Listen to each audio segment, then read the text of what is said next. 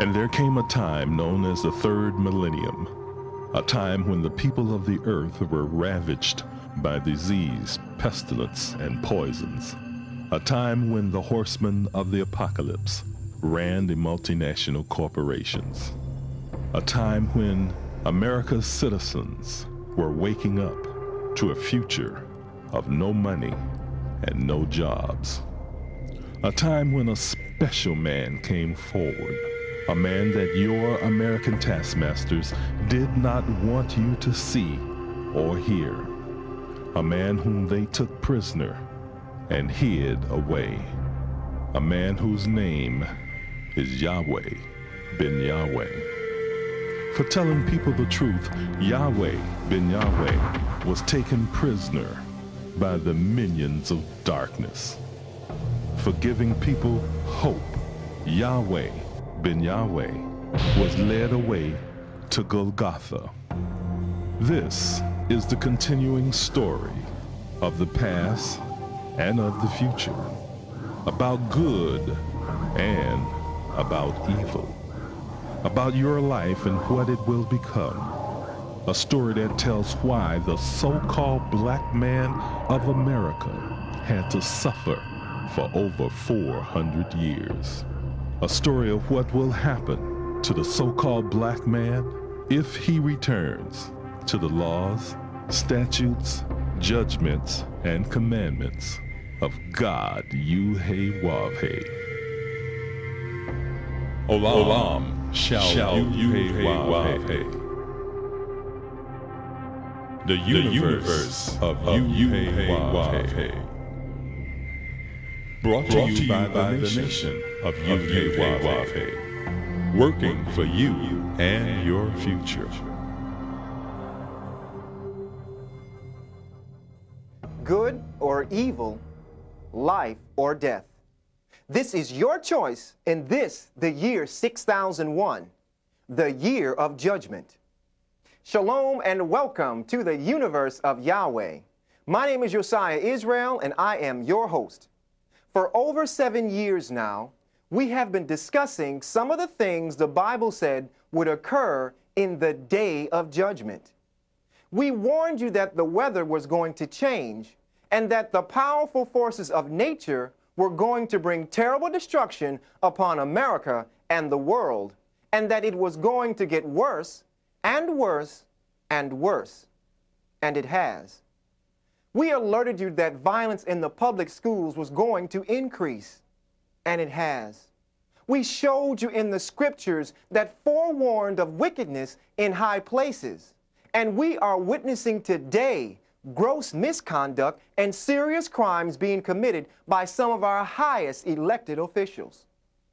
What lies ahead for America and the world is nothing less than the proliferation of deadly diseases and plagues as foretold in the Bible. But there is hope. The Bible tells us that at the end the Messiah would be revealed, and at that time he would save the righteous from this impending destruction. That one, the Messiah, is Yahweh ben Yahweh. So we invite you to join us in the universe of Yahweh, featuring the commandments of Yahweh and the Messiah revealed. First, the commandments of Yahweh. For 6,000 years, we have been suffering at the hands of rulers who transgress the laws of Yud-Heh-Wav-Heh and teach all people throughout the earth to transgress the laws of Yud-Heh-Wav-Heh. In order to have peace, love, and harmony upon the earth, we must return to keeping the commandments, judgments, laws, and statutes of Yud-Heh-Wav-Heh.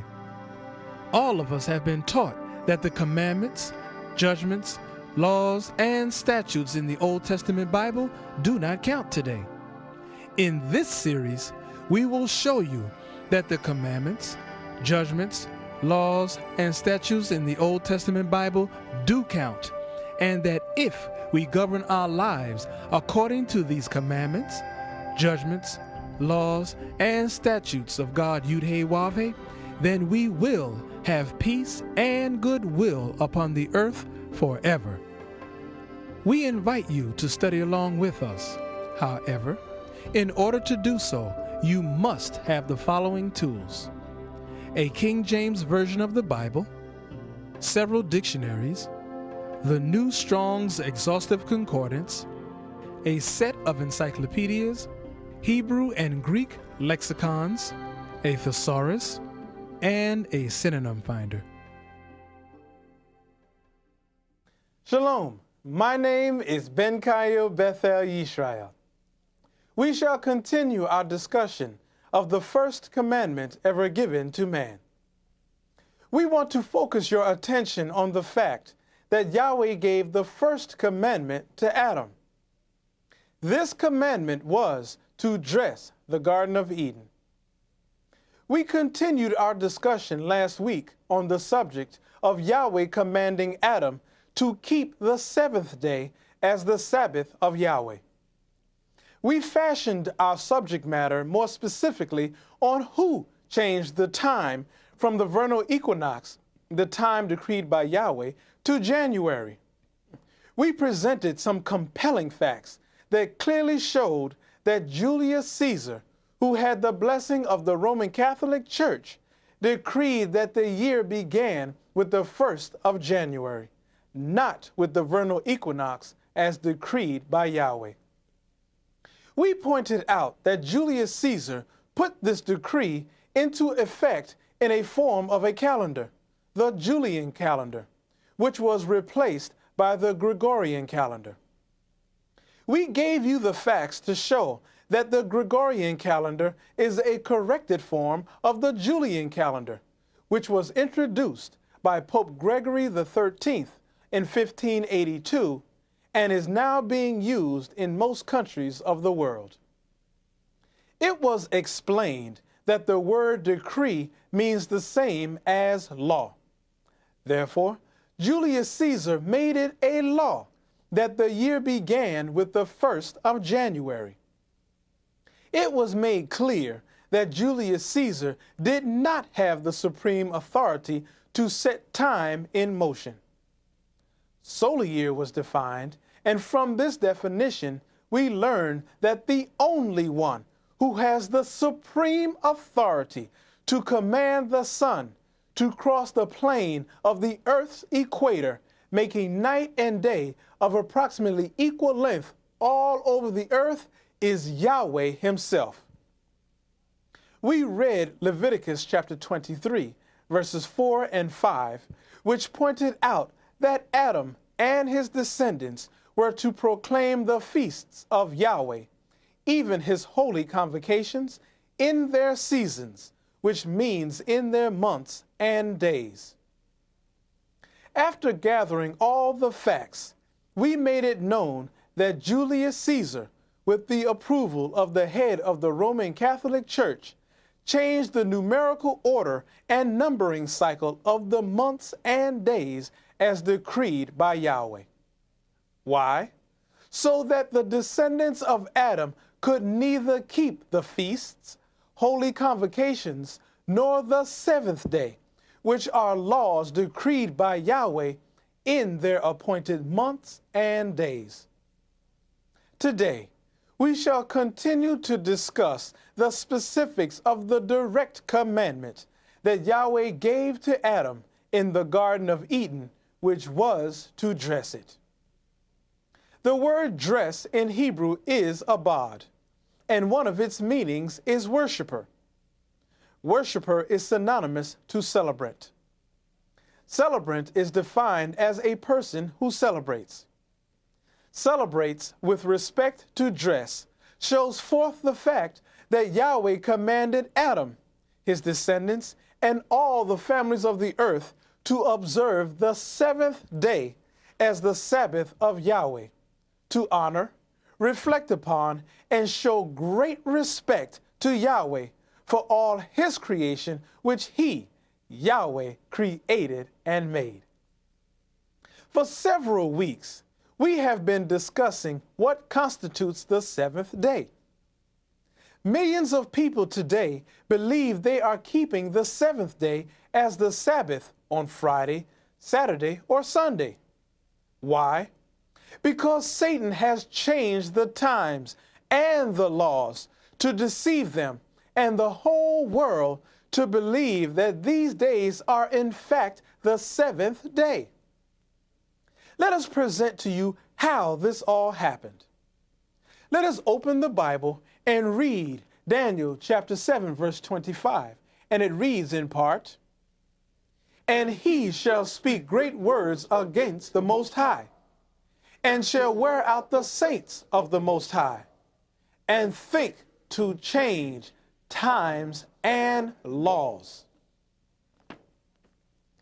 The key which unlocks the specifics of how this all happened is hidden in the word think.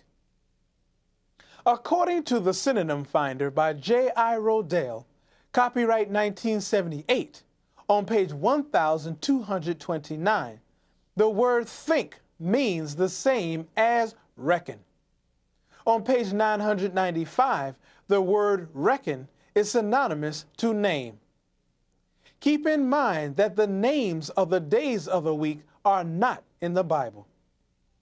In the Bible, Yahweh numbered the days, and this can be verified in Genesis chapter 1, verses 5, 8, 13, 19, 23, 31, and in Genesis chapter 2, verse 2. We see from these scriptures that Yahweh numbered the days based on the 24-hour period from sunset to sunset, during which the earth rotates once on its axis with respect to the sun. We showed you in Genesis chapter 1, verse 14, that Yahweh said to use the measurement of a day from sunset to number the days in a month and to number the days in a year. Knowing this, what did Satan do? Satan changed the days of Yahweh from numbered days and instead named the days and the months. Why was it necessary for Satan to think, which means to name, the days and the months in a year? The answer is simple. Satan named the days of the week, and he also named the 12 months because he opposes Yahweh in every way. Why?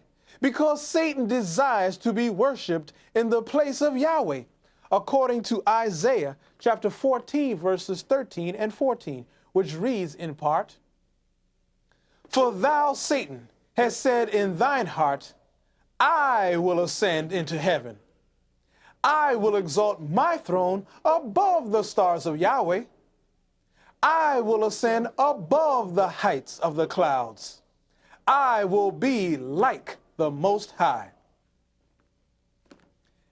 Therefore, in order for Satan to appear to be like the Most High, Yahweh, and to deceive the whole world, it was necessary for him, Satan, to change the times and the laws of Yahweh. Thus Satan named the days and the months, so the descendants of Adam would not know the proper times, days, nor the proper seasons, months, in which to keep the laws of Yahweh.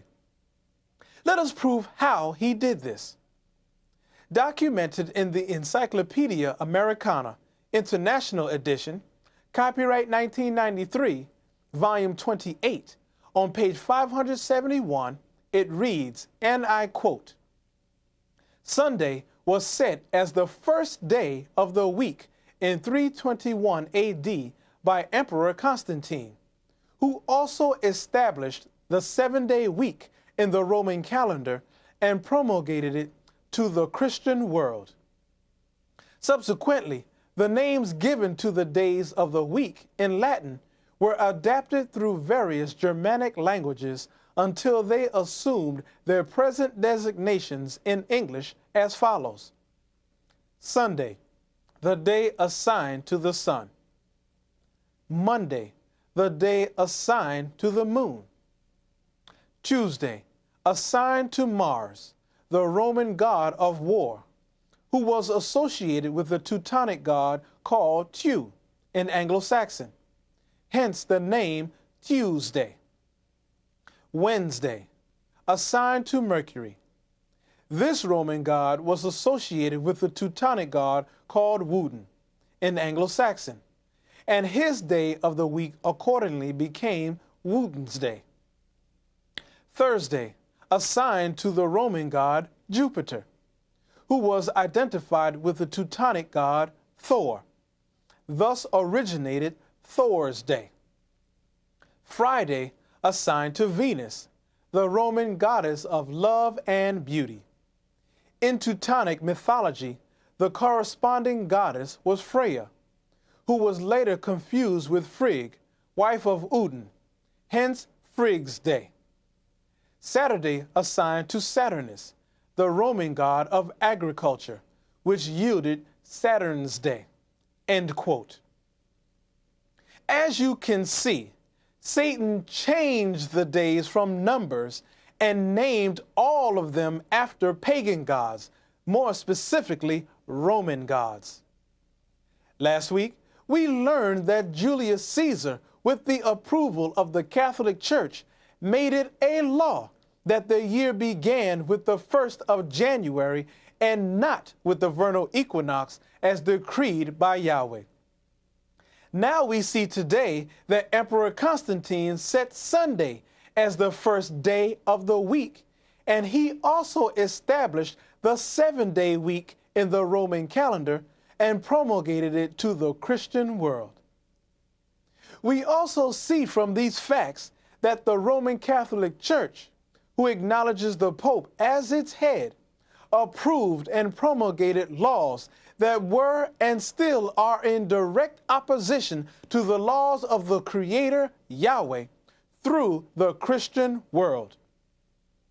Yahweh commanded Adam, his descendants, and all the families of the earth to observe the 7th day as the Sabbath of Yahweh, to honor, reflect upon, and show great respect to Yahweh for all his creation, which he, Yahweh, created and made.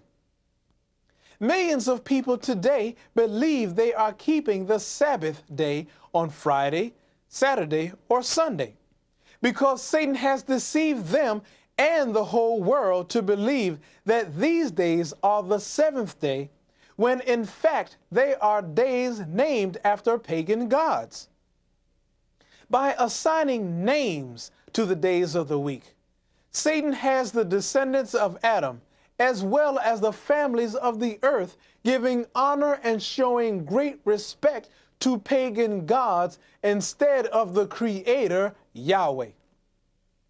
Satan knew that by establishing a 7-day week and by naming the days, all the families of the earth would keep the 7th day as the Sabbath of Yahweh on a day that was decreed by man, instead of the day that was decreed by God, Yahweh.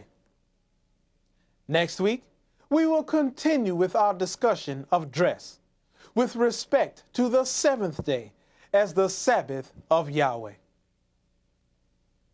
I bear witness to you today that the Messiah, Yahweh ben Yahweh, is here. I bear witness to you today that the Mahdi is here. I bear witness to you today that Shiloh is here. I bear witness to you today that the great light is here. I bear witness to you today that the Grand Master of the Celestial Lodge, Architect of the universe, is here. I bear witness to you today that the Enlightened One is here. I bear witness to you today that the one all religions have been speaking of for almost 6,000 years is here. Thank you for listening, and join us next week as we continue our discussion of the commandments of Yahweh.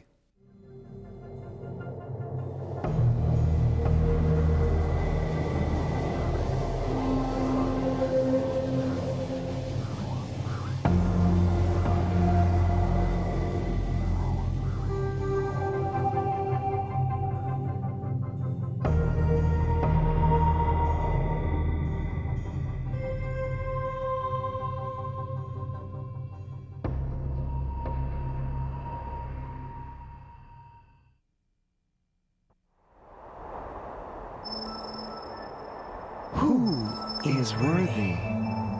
Who is worthy to open the book?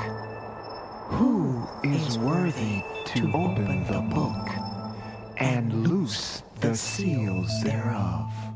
And in the midst of the 7 candlesticks, one like unto the Son of Man, clothed with a garment down to the foot, and girt about the paps with a golden girdle. His head and his hairs were white like wool, as white as snow, and his eyes were as a flame of fire, and his feet like unto fine brass, as if they burned in a furnace, and his voice as the sound of many waters. At the end of time of evil rule, the Anointed One, the Messiah, shall appear.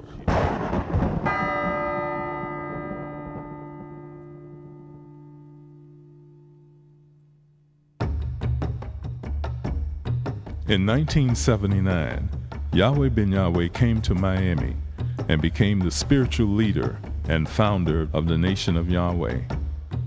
Although he took a vow of poverty, in 7 years he guided the nation to amass a $250 million empire. Under his direction, the Nation of Yahweh has grown to encompass disciples, followers, and supporters in over 1,300 cities within the U.S. and 16 foreign countries. Yahweh Ben Yahweh is bringing about changes in the lives of individuals and is giving the world the keys to success in life, politically, economically, educationally, socially, and spiritually. Now consider for a moment how great this man was, unto whom even the patriarch Abraham gave the tenth. Hebrews chapter 7, verses 1 through 4.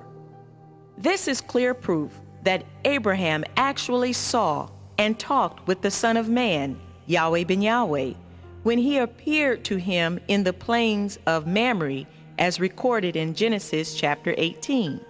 This theophany, appearance of Yahweh to man, is Yahweh Ben Yahweh. The New Testament clearly teaches that Yahweh Ben Yahweh existed co-eternally with Yahweh the Father. In the beginning was the Word, and the Word was with Yahweh, and the Word was Yahweh, as verified in John chapter 1, verse 1. This clearly demonstrates the eternal existence of Yahweh Ben Yahweh rather than the time he appeared on earth. Logos, the word in Greek, is given to describe existence of Yahweh Ben Yahweh at the beginning and to describe his intelligence. Yahweh Ben Yahweh originated everything that is, and then he became the Word, which is the expression that explains his intelligence, which is undiscoverable except through the revelation of Yahweh and the Scriptures. For the invisible things of Yahweh Ben Yahweh from the creation of the world are clearly seen, being understood by the things that are made, even his eternal power and Godhead. Romans chapter 1, verse 20. Before there was any beginning, the Word had been, and the Word has been toward Yahweh, and Yahweh had been the Word. The person of Yahweh Ben Yahweh is referred to in his eternal state of being in the following verses. John chapter 1, verse 1. In the beginning was the Word, Yahweh Ben Yahweh, and the Word was with Yahweh, and the Word was Yahweh. Verse 2. The same was in the beginning with Yahweh. Verse 4. In him was life, and the life was the light of men. Verse 8. He, Yahweh Ben Yahweh, is that light. That was the true light, which lights every man that comes into the world. Verse 10.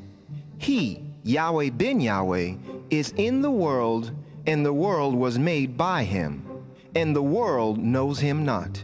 Verse 14. And the Word, Yahweh Ben Yahweh, is made flesh, and is dwelling among us today. And we, the believers behold his glory, the glory as of the only begotten of Yahweh, full of grace and truth. Remember that this is the morning of the third day, and I shall rise again. I am the resurrection. All of prophecy tells you that I shall rise again. It's all about that. Luke chapter 2, verse 34. No doubt about it. Again, I love you forever, bless you forever. I remind you once again, my associates are children of the light. That just brings laughter to my heart, to my soul, to realize that at last I have those of you that love peace. And I only want to be in the presence of those of you that love peace. I love you forever. Shalom Aleichem. Yahweh ben Yahweh is the way, the truth, and the life. He is the Word made flesh and is dwelling among us today. However, his divine mind can only be discovered through the revelations of Yahweh and the Scriptures. As the Scriptures foretold, only the true believers and the pure in heart shall behold his glory, the glory as the only begotten of Yahweh. Thank you for joining us in the universe of Yahweh. And now we'd like to invite all of you to pray with us as we turn to the east with outstretched hands and say a prayer to our Heavenly Father, Yahweh, the Lord's Prayer in Hebrew. Come, let us pray. Tefillah, Ave Nu Shabbat Shemayim, Yikar Deshemeaka, Tavo Malkuteaka, Yase Razonka, Kiva Shemayim Kain Ba'aretz, Et Lekem Kukenu, Tain La Nu Hayom, Uslak La Nu, All Kati Enu, Kimo Shasol Kim, Gamanaknu, La Koteum La Nu, Veal Tefienu, La De Nisayom, Kim Kal Seinu, Min Hara, Kilaka, Hamumlaha, Veha Givera, Veha Tiferet, Leolame, Olamin Sila. We thank thee, O Yahweh, O living and eternal King, who has so mercifully restored our souls within us. Selah. Praise Yahweh, and always remember that the Father, Yahweh, and his Son, Yahweh ben Yahweh, love you, and your host loves you too. Shalom Aleichem. To order the companion book to the series, The Messiah Revealed, call 1-800-967-PEACE. That's 1-800-967-7337. And when you call, ask about the special discount on fruits from the Tree of Life. Videos of this program are available. When ordering, please refer to the program number on the screen. You can now access the divine mind of Yahweh ben Yahweh on the internet at the address on the screen.